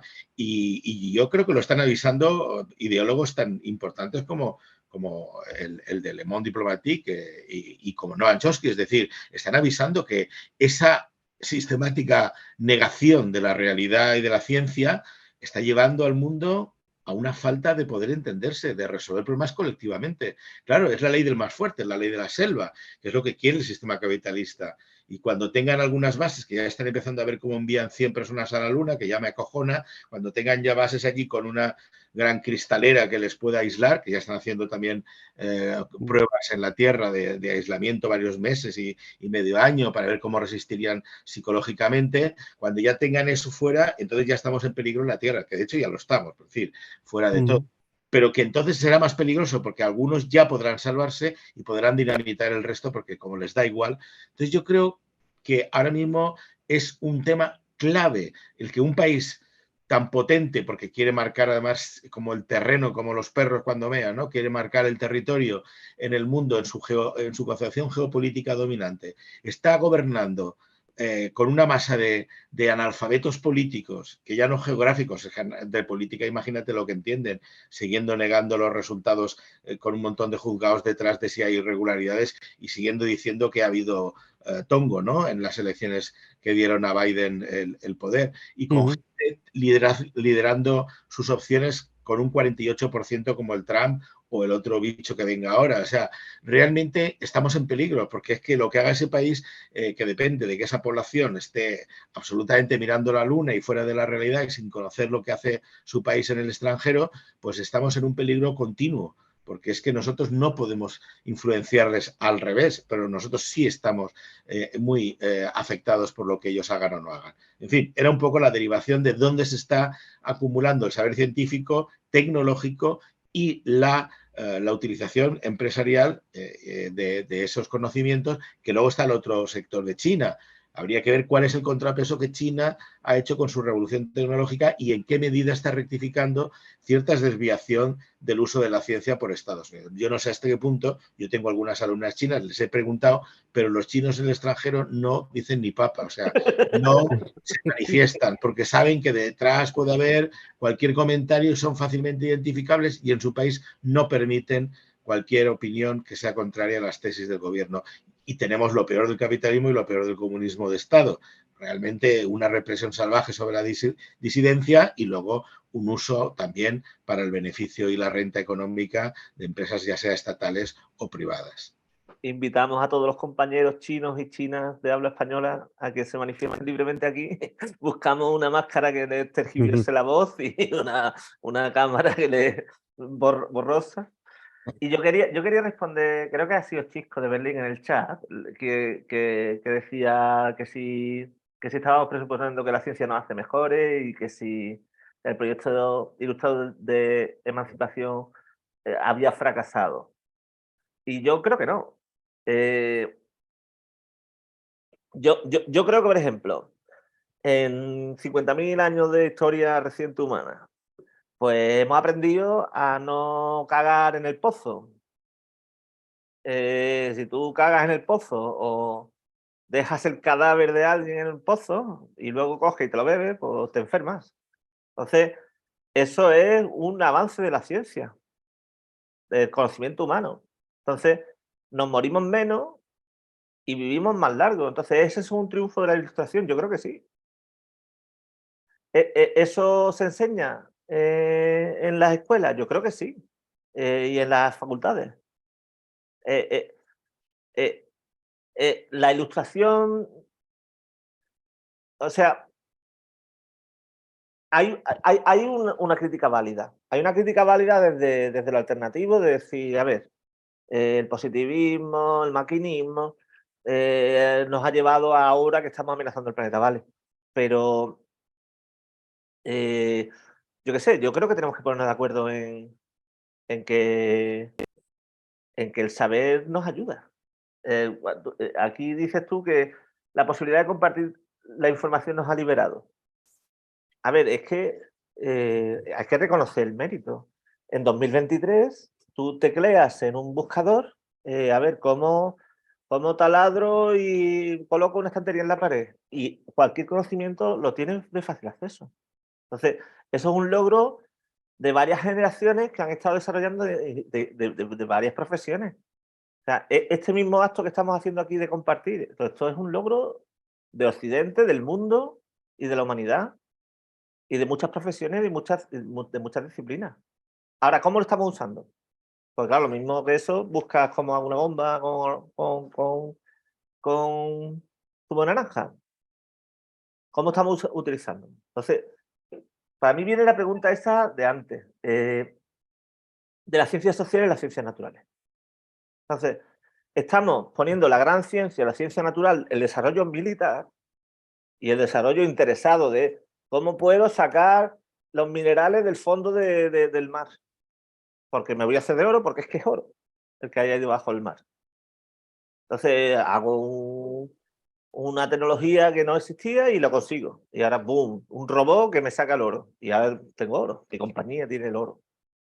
Entonces, ese desarrollo interesado, digamos, ciego y canalizado, desarrollo la maquinaria del oro, pero no desarrollo la evaluación de impacto ambiental. O la tecnología social, de cuánto oro necesitamos.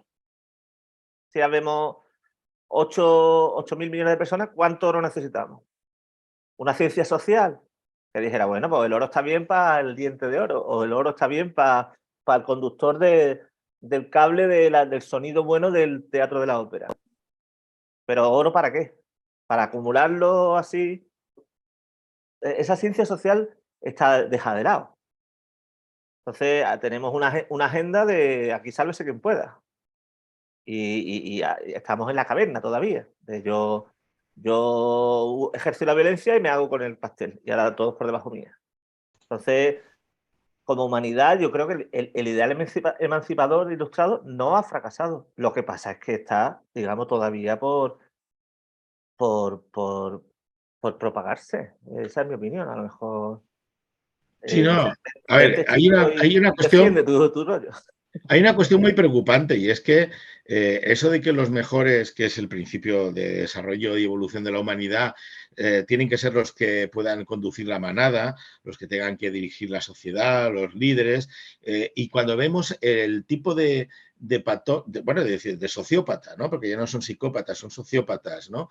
Que están saliendo como dirigentes en muchos países, ¿no? Pues Erdogan, Putin, o sea, hay tantos que, bueno, en Colombia, en Brasil, el Bolsonaro, el Trump, es decir, es que en los países más importantes del mundo, el que esté aflorando ese tipo degradado, ¿no? de persona que representa a la gente que teóricamente tiene en sus manos el control de la sociedad y el destino de su propio país y en el caso de Estados Unidos o de alguna otra gran superpotencia como Putin, el destino de la comunidad internacional y yo creo que en ese sentido de la propia humanidad estamos realmente bordeando el abismo porque en vez de que la gente más capacitada ya ha ido accediendo a puestos de más responsabilidad, hemos visto que el poder político y económico busca a personas absolutamente impresentables que no tengan ninguna conciencia crítica y menos ninguna ética en llevar a cabo los planes más fraudulentos y nefastos que puedan hacer para seguir enriqueciéndose esas élites y no dejar que les quiten el poder, ¿no? Por la propia, iba a decir, dinámica del poder o estética o como se dice, erótica del poder, ¿no? Yo creo que ahí hay mucha enfermedad mental y, de hecho, yo considero el 80% de los grandes líderes que hay ahora negativos son realmente problemas de sociopatía y de salud mental. Creo que la población que los vota o que se siente cautiva de sus discursos y no hace nada por intentar derrotarlos, yo creo que son presa de esa sociopatía. Habría que preguntarse en Rusia si esa cantidad de jóvenes que los han mandado a morir al frente por un trozo de tierra que no les va a reportar ningún beneficio ni sienten en sus corazones si realmente no ha habido una rebelión porque le tienen tanto miedo o porque la población se va acoplando a que quien manda y en vez de tener una humanidad que avance, pues al final tenemos gente esclava de la tecnología, esclava de los liderazgos corrosivos y yo creo que más dispuesta a obedecer, ¿no?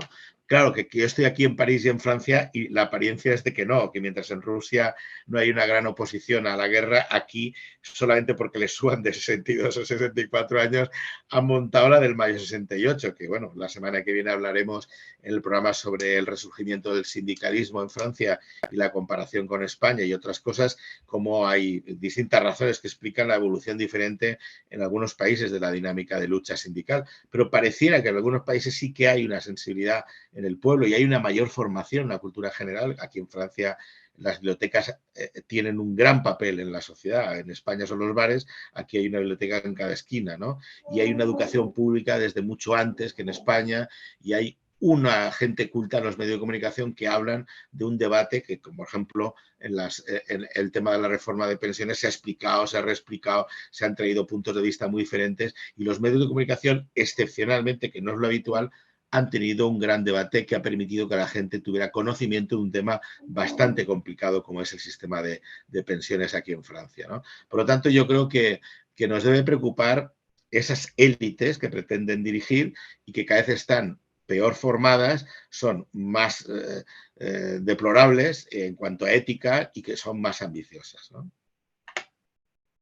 Bueno, yo, a ver, y por ir a lo último, el programa ese de sindicalismo, luego lo hablo en privado, pero quizá deba estar porque también existe un resurgimiento del sindicalismo en Estados Unidos. Y puede sorprender, pero el patio trasero de Latinoamérica también está surgiendo el sindicalismo y de hecho yo formo parte de un sindicato que formamos los científicos y eso me permite unir con otra cosa. A ver, en el tema, igual que el mundo se está moviendo, la ciencia también se está moviendo porque no puede estar ajena al mundo y entonces ahora hay un mayor activismo que antes, hay que decir, en el mundo de la ciencia, sí que se está logrando, por hablar un poco en positivo, por lo menos por lo que yo veo en Estados Unidos, que hay un mayor acercamiento de la ciencia en la sociedad, se están empezando a movilizar, empieza a haber un mayor oye, con la ciencia se logran cosas, que es un poco el discurso contrario al negacionismo del COVID, como que nos están engañando las élites,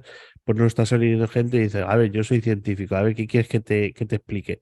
Eso yo creo que sí que está surgiendo, luego está surgiendo mayor parte de una parte que se llama diplomacia científica, que es el hecho de que científicos vayan a hablar con los representantes del Capitolio para decirle, oye, tenéis que meter más dinero en ciencia, porque una de las cosas que ocurre es que la ciencia funciona a través de financiación básicamente pública, ya sea de manera directa o indirecta. Eso es una ley inmutable. Y entonces el problema es, dependiendo de hacia dónde se lleva el dinero, pues estás favoreciendo un tipo de investigación frente a otro tipo de investigación. Y entonces eso existe uno de los problemas. Esa es la razón por la cual, por ejemplo, enfermedades tan fundamentales como la fiebre amarilla o la malaria no se han terminado de solucionar. ¿Por qué? Porque los países que más invierten en ciencia prefieren meter el dinero, por ejemplo, en investigaciones tipo Alzheimer, que afecta a su población. O sea, el estadounidense o el español medio no suelen morir por fiebre amarilla, suelen morir por complicaciones debido a Alzheimer o enfermedades neurodegenerativas. Entonces, en ese sentido, tiene lógica el hecho de que los gobiernos metan más dinero en Alzheimer que, por ejemplo, fiebre amarilla, que está causando millones de muertes cada año en países subdesarrollados. Eso es un poco también cómo funciona la ciencia, entonces también hay un tema de activismo de, oye, a ver dónde ponemos el dinero, de dónde ponen el estado de los dineros, entonces hay una mayor implicación hacia dónde se gasta en ciencia, cómo se gasta en ciencia, por qué hay que poner tanto dinero en investigación militar, porque hay un lobby muy potente de empresas de desarrollo militar en investigación militar, pero también luego ya entramos en un debate hasta qué punto también los estados tienen que meter un poco de dinero en investigación de más de militar, porque al fin y al cabo la defensa no deja de ser una política de Estado para todos los países. Ahí entra luego otra gente que dirá, no, es que yo soy pacifista. Son temas más complejos, pero bueno, ahí está el debate. El hecho de dónde se mete el dinero es algo que se está empezando a hablar ya más intensamente en diversos foros, digamos, de científicos. Entonces sí que los científicos empiezan a ir más allá del laboratorio, a meterse más en el tema de la calle. Y luego está un tema de científicos que es directamente, como ha comentado la compañera, o también otro tipo de científicos que queremos o quieren meterse más en el tema de toma de decisiones políticas.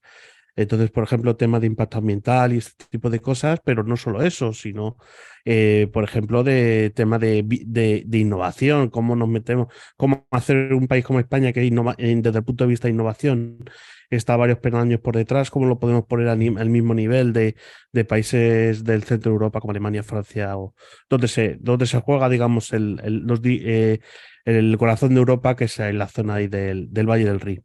Entonces, bueno, pues ahí están esos temas, yo ahí lo abro, pero vamos, empezaba por el tema del sindicalismo, que también es sindicalismo en Estados Unidos y por parte del científico, vamos.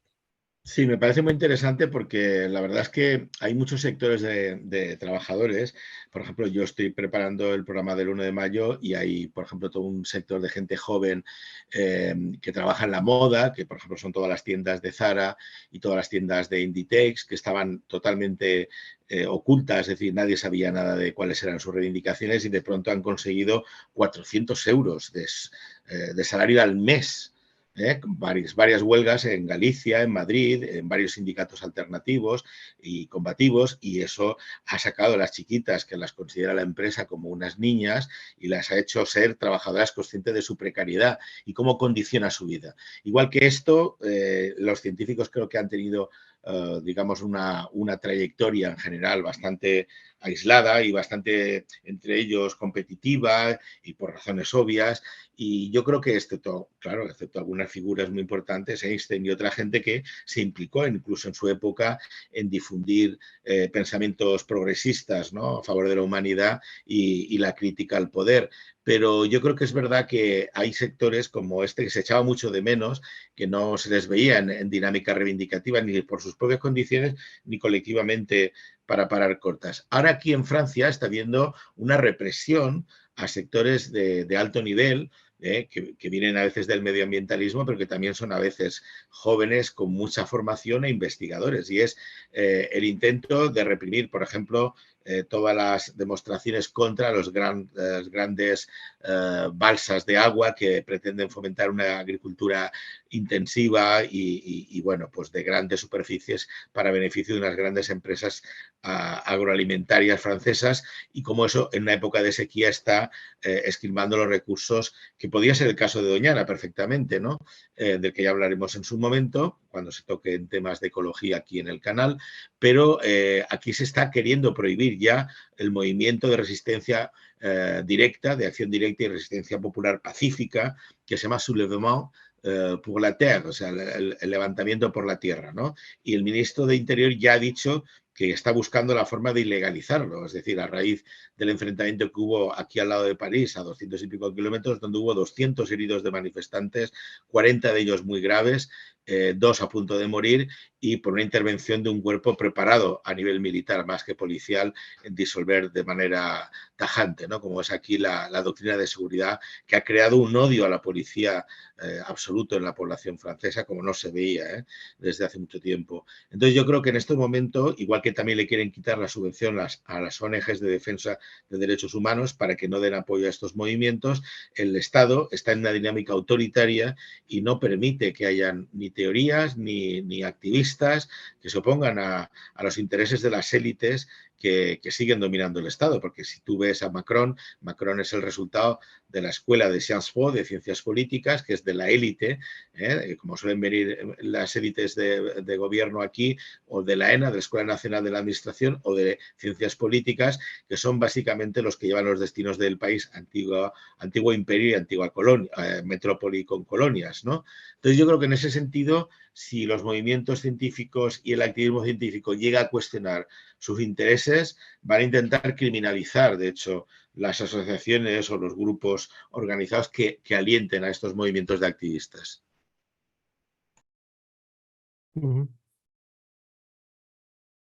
Que la Revolución Francesa también, digamos, fue un momento de conjuntarse digamos, la academia de aquel entonces con el pueblo. Y recuerdo también, vaya, yo era muy pequeño en la transición española, la llamada transición española, pero se hablaba de esa confluencia entre los sectores obreros y los sectores universitarios. Entonces, como que se nos divide, pero en momentos de realmente deriva ya nefasta de mal gobierno y demás, pues la gente, si a ti si hay una pérdida de poder adquisitivo en la población y está perjudicando a los trabajadores y trabajadoras, digamos, sectores de la producción clásicos, y también afecta a lo mejor a la gente de la academia, pues al final tú confluyes. O si hay preocupaciones de la gente de la academia, como la cuestión climática. O sea, aquí, por ejemplo, en Austria, la gente hay actos de vanguardia, se cogen y se pegan con superglue, se pegan en una carretera, al suelo. Ya tardan en sacarlo pues varias horas y tienen una carretera bloqueada. Actos, digamos, de desobediencia civil, pacífica. Bueno, pues hay una represión brutal. Entonces, este llamar la atención y esta, digamos, separación que esta separación entre la gente de la academia, los estudiantes, las estudiantes y los profesores y catedráticas, y la gente de la panadería, de la fábrica, del call center, esta tabicación, digamos, en momentos de tumulto, pues se cae. Sí, yo creo que ha habido casos muy claros, ¿no? En Chile, en Colombia, ahora mismo en Francia, los levantamientos generales populares han partido de sectores muy dinámicos, como es el estudiantado.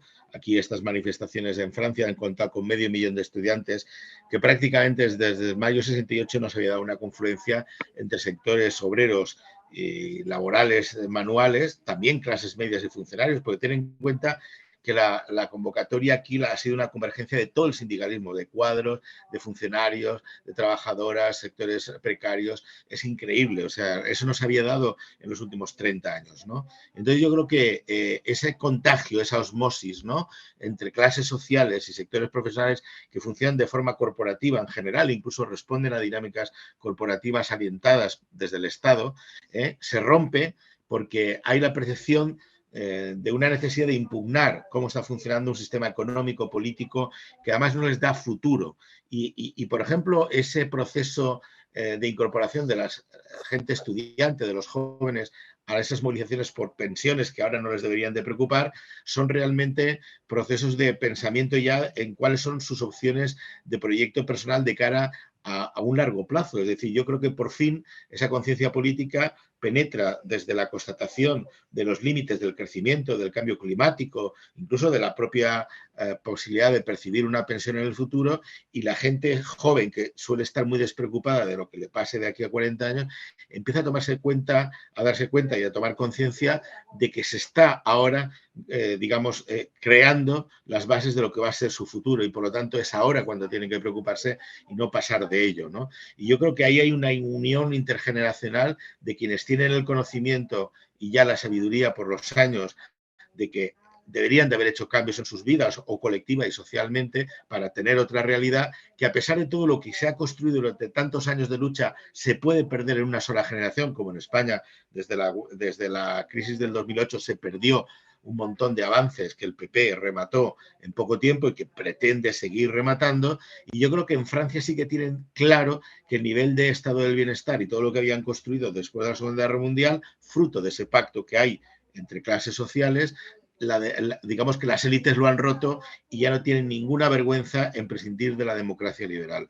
Y yo creo que en ese sentido es muy importante que no sean solo sectores con rabia, con malestar social, sino sectores que tienen un nivel cultural y de análisis de la sociedad que aportan mucho enriquecimiento en el debate. Yo lo estoy viendo aquí con los debates sociales y mediáticos, donde hay un alto nivel de opinión y de información, y eso hace que una sociedad pueda plantearse llegar más lejos, porque si fuera porque les pongan una zanahoria, mismo Macron les ponía un par de zanahorias y se acababa un movimiento, les subía el sueldo a unas cuantas categorías profesionales, que es lo que está intentando hacer, subirle a 2 o 3 categorías, decir que los demás les van a dar medidas compensatorias salariales y que quiere pasar página. Yo creo que es muy importante lo que estamos diciendo, del sector estudiantil, académico, investigador y tal, que estén en la misma conciencia de que el futuro se lo juegan a la vez todos juntos de cara a un futuro. Bueno, entonces la clave es, ya por llevarlo, de bueno, nosotros estamos aquí dando nuestras experiencias desde el extranjero, y entonces, ¿y ahora en España qué? Ahora en España, ¿cómo la gente que está en España o nosotros cómo podemos aportar ya a modo, yo creo que ya a modo de conclusión un poco, de qué podemos aportar nosotros de cara al cambio que estamos diciendo, de este cambio que se está produciendo en el mundo en España? Oye, ¿qué se puede hacer desde España? A ver, desde el punto de vista de la ciencia, lo que había clásicamente de como protesta, más o menos organizada, pues era el grupo Precarios, que surgió en los años 90 para demandar un poco más fondos para la I+D en España, porque sabemos que el gobierno, esto empezó con el gobierno Felipe González, los últimos gobiernos, decía que invertía X y luego resultaba que de ese X se invertía bastante menos porque otra parte se derivaba. Y esto es una de las cosas, como hay miedo para decir lo que se gasta en defensa en España, pues parte del I+D sí se gastaba para el tema de mantenimiento de defensa. Luego eso se ha ido corrigiendo. Aún hay una parte, hay que reconocer, que le gusta jugar a la ingeniería financiera en las oficinas de Hacienda con el tema de los presupuestos de I+D+I, pero bueno, se ha corregido bastante. Entonces, el grupo Precario nació entonces para mejoras laborales, básicamente. Aún existe una actitud de trabajo semiesclavo en los que estamos empezando en el tema de la ciencia en España, cosa que cuando vas afuera te das cuenta que de eso para nada. Si tú trabajas en el laboratorio, ahí tienes un contrato.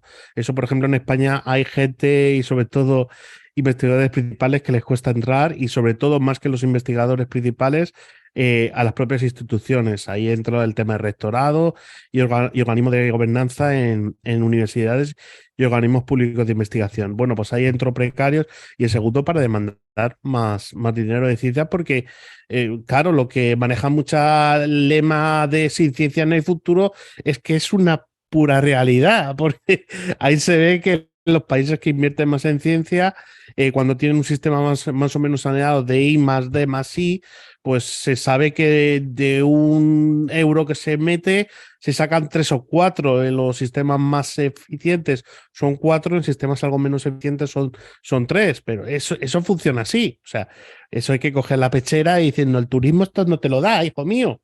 Hay que meter un poco más dinero en ciencia. Entonces, eso es algo que, por ejemplo, a nivel del Estado, pues todavía no, en España no ha entrado. Eso empezaron ahí con Precarios. Luego, a nivel luego particular, es cierto que parte del profesorado universitario también ha hecho parte de activismo político. Por ejemplo, ahí tenemos a Pedro Rojo con el tema del plan hidrológico, como decían, con plan hidrológico nacional con el Partido Popular. Y luego ya a partir del 15M, pues es cierto, yo pertenezco a ese grupo de los del 15M de investigación, que me ha llevado un poco hasta hoy en día. O sea que en el 15M también estábamos científicos implicados. Y luego, bueno, pues ahora a partir del 15M también surgieron otro tipo de grupos que han tenido su propia deriva. Uno de los más fuertes creo que está en Sevilla. Y entonces, bueno, pues llegamos hoy en día. Entonces, hoy en día, ¿qué? Yo vuelvo a decir la misma. El sistema universitario español sigue careciendo o sigue teniendo de los mismos problemas estructurales de 1978, que no se han corregido con la ley del 86 ni leyes subsiguientes del tema del sistema universitario español. Y lo mismo puede pasar con los OPIs. Tenemos una población súper envejecida, tanto en OPIs como en universidades. Y a los postdoctorales prácticamente no hay contratos, y a los predoctorales se les paga tarde, mal y a veces nunca. Esos son problemas laborales concretos. Explica qué es OPI. Organismo público de investigación. Los organismos públicos de investigación son varios.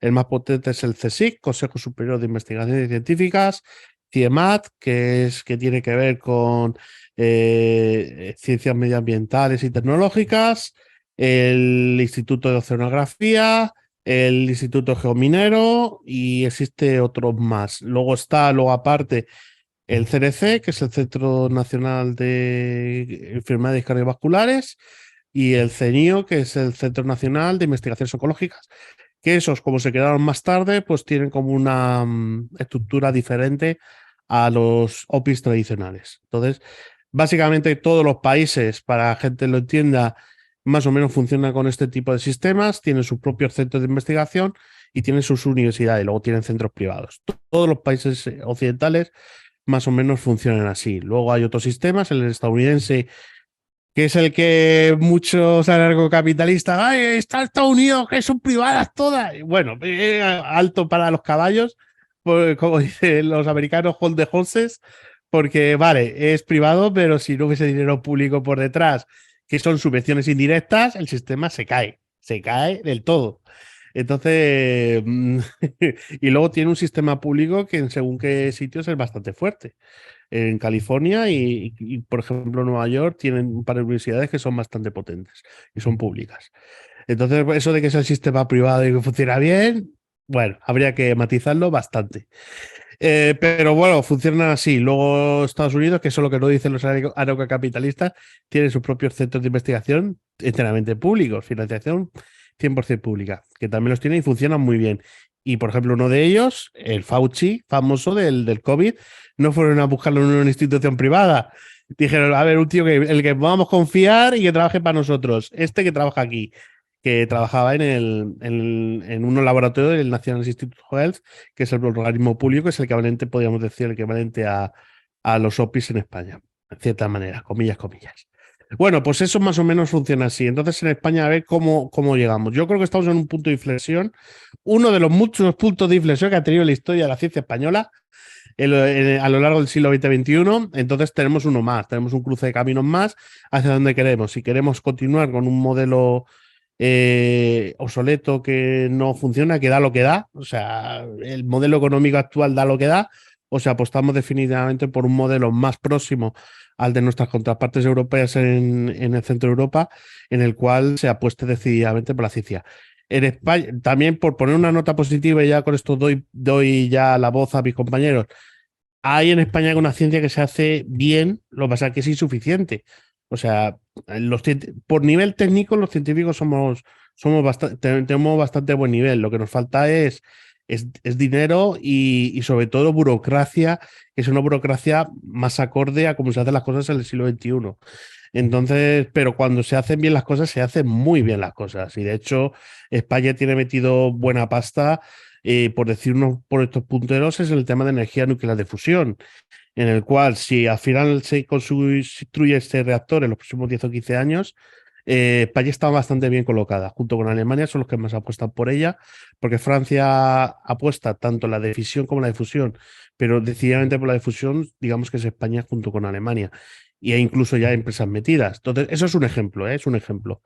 Y hay otros proyectos en los que España mete bien los dineros y los mete bien.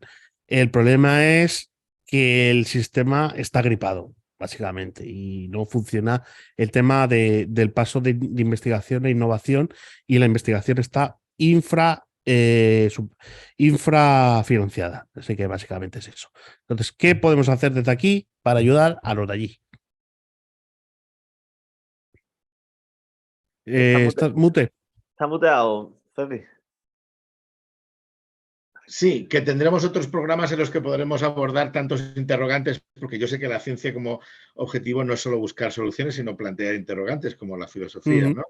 Y yo creo que hay muchos temas, ¿no? Ciencia y ética, la aplicación tecnológica hasta dónde llega, bueno, no digamos ya hablar de las redes sociales si eran un instrumento de liberación y en este momento de control y de creación de una alarma social que provoca una reacción políticamente contraria a la democracia, que es lo que estamos viendo con el uso de las redes sociales, el uso y abuso, ¿no?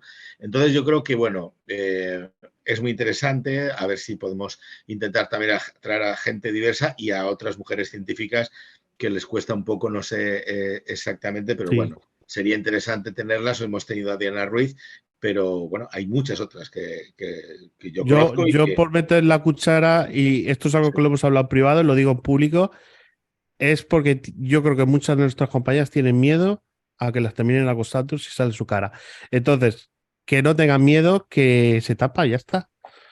Como nos tapamos nosotros. Si eso nos podemos tapar nosotros Increíble. también.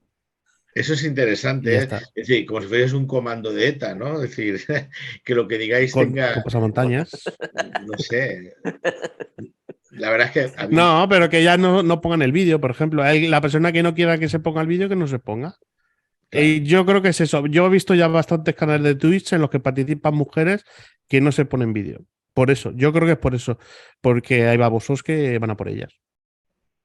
bueno, pues habrá que analizarlo porque yo en otros sectores no veo que se pongan eso. Quizás alguien todavía no suficientemente, pero no esa ausencia que es preocupante, ¿no? Porque teóricamente una de las cosas que tocamos, y ya habéis visto a Diana, no tiene ningún complejo, ha llegado a la cumbre absoluta de las oceanógrafas y oceanógrafos, y es verdad que, como ha dicho, le siguen mirando mal los anglosajones y por ser mujer encima colombiana. Vamos, ¿cómo se le ocurre ser la presidenta de la Asociación Internacional de Oceanógrafos una mujer colombiana y morenita? Porque, bueno, tiene sus rasgos, ¿no?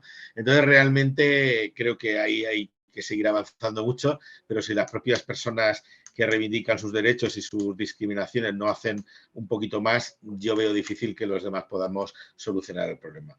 De todas maneras, bien, yo creo que este programa tiene un montón de interrogantes que abordar, no digo resolver, porque esto no es ciencia exacta. Yo creo que las preguntas al aire, que es parte también del debate y de los planteamientos filosóficos, no son para intentar cuadrar y resolver de una manera como la ciencia dura y bueno, lo que hablabais de la ciencia natural, resuelven los temas, sino que creo que están plagadas de interrogantes humanos que no es fácil responder, y más cuando analizamos hacia dónde va y cómo va esta sociedad, que creo que no lo entendemos ni los científicos ni los no científicos. Yo creo que esto es un misterio todavía.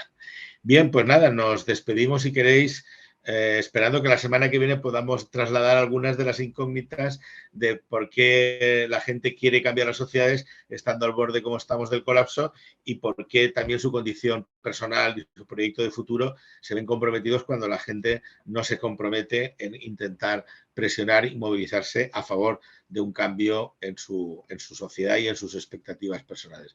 Y por lo tanto, nada, de aquí ya os traslado esa propuesta para la semana que viene, el domingo, que vamos a hablar de la protesta social y un poco el papel del sindicalismo todavía como aglutinante de la protesta social para canalizarla, porque sigue siendo un contrapeso necesario, aunque hace falta nuevas formas de lucha, nuevas formas de sindicalismo y de convergencia entre lo sindical y los movimientos sociales, y por qué no los partidos que apoyamos estas protestas y esta necesidad de cambios, para que podamos derrotar al gobierno oscuro de las élites y de los intereses económicos de los privilegiados. Bien, pues yo creo que si estáis de acuerdo, Salva, Ignacio, lo dejamos aquí. Y bueno. Sí, solo deciros que el espacio de ciencia lo hacemos mensualmente y que un placer debatir con vosotros y animaros, las compañeras, animaros y veniros, que seguro que hay muchas mujeres en ciencia. Sí. 50%. Digo. Bueno, pues hasta la semana que viene. Venga, hasta luego. Saludos.